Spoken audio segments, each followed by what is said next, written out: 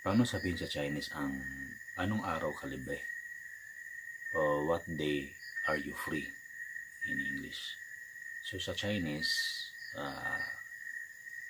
ang translation niyan is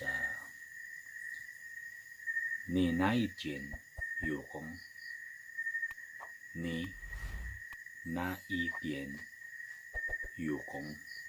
Yukong is free and tian is araw. So ni nai tian yukong. So ganyan ang pagkasabi niyan. Ni nai tian yukong. So what time ka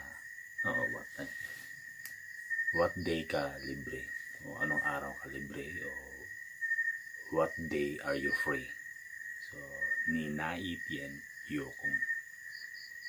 Tian is araw, ni is you, so ni nai tian yukong. Yukong is free. Okay.